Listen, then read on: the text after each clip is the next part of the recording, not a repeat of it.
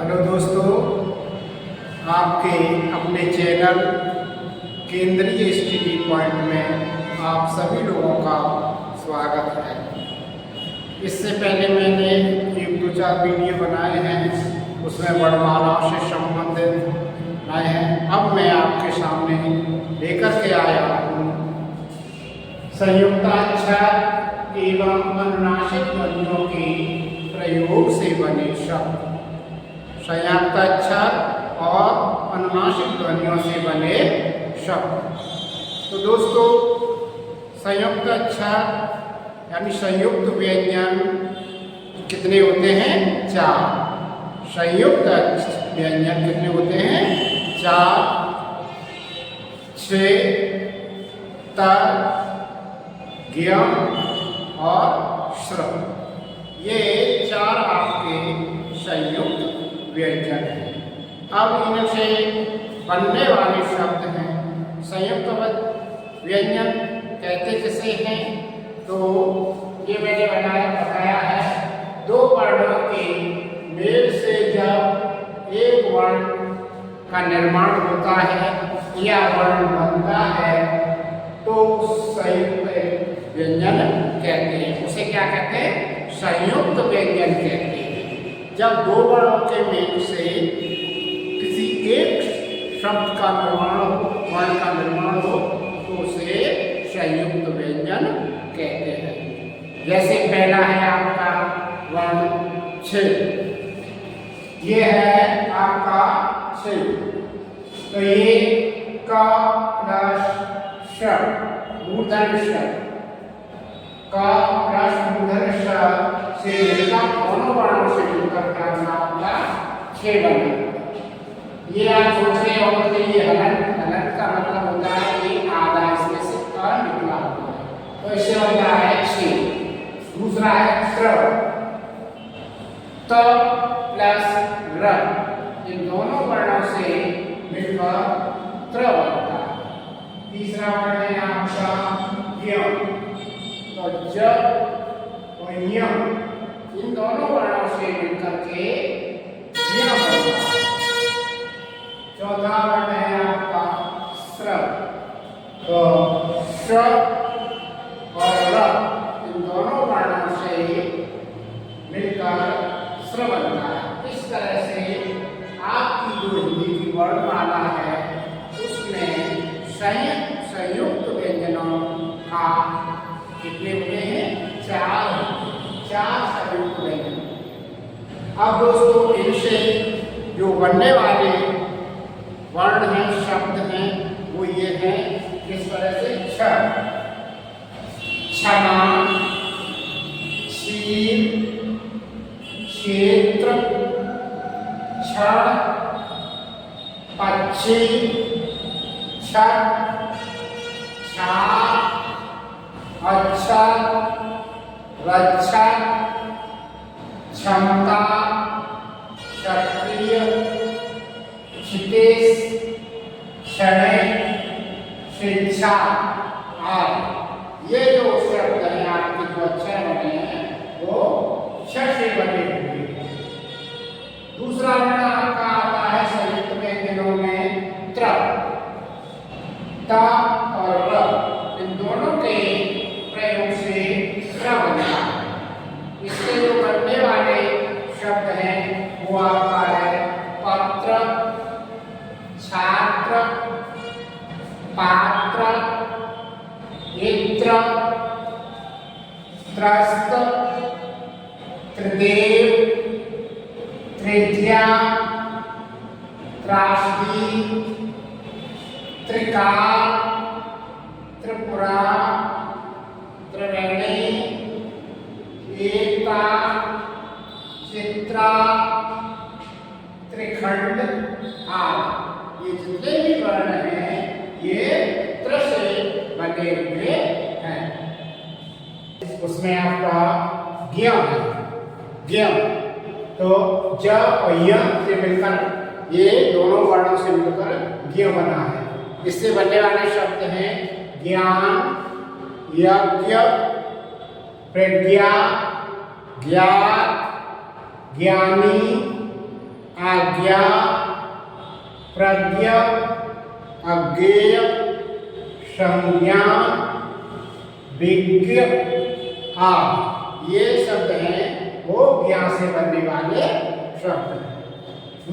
चौथा है आपका श्रत और र, इन दोनों से मिलकर के बना है श्रत।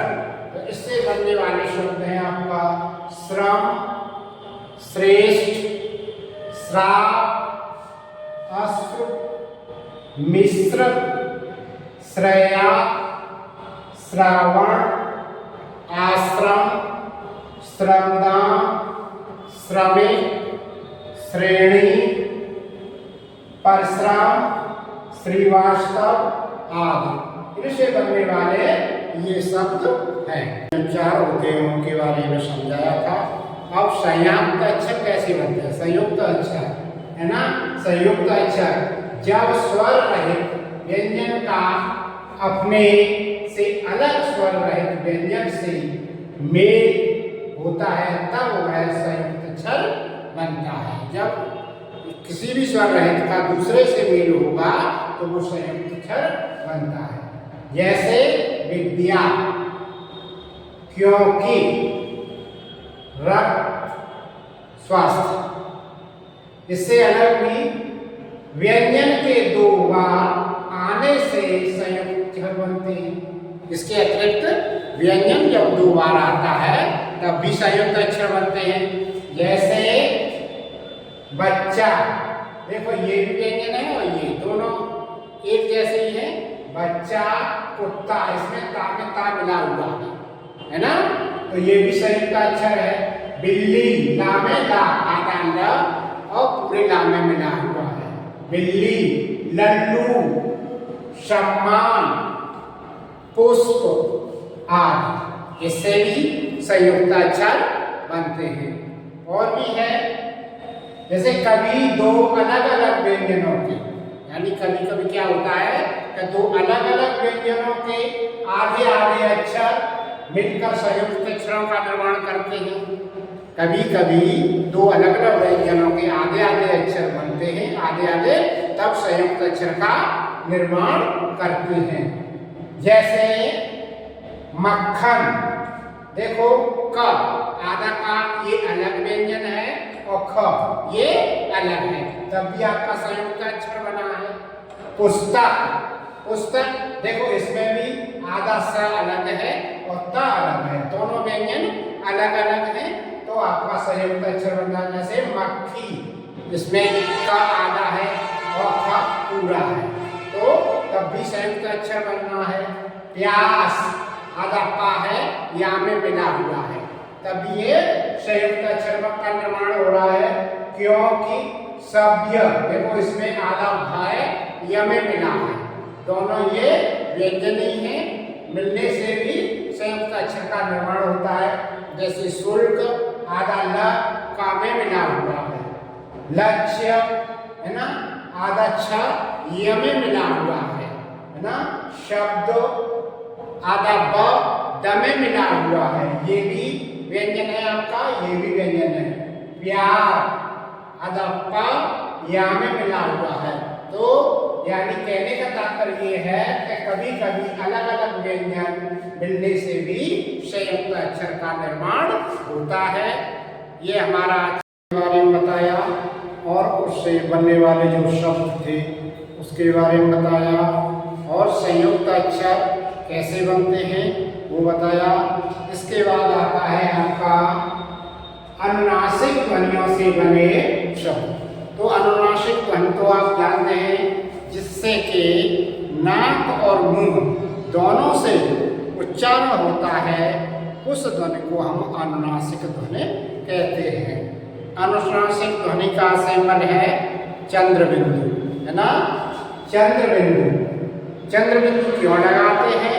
चंद्रबिंदु लगाने का रीजन है कि जब किसी भी वर्ण पर, अक्षर पर ऊपर कोई मात्रा नहीं होती है तो इस स्थान पर हम चंद्रबिंदु का प्रयोग करते हैं। तो आपको मैं बता दूं, चंद्रबिंदु से जो बनने वाले शब्द हैं चांद, वाण, तांगा।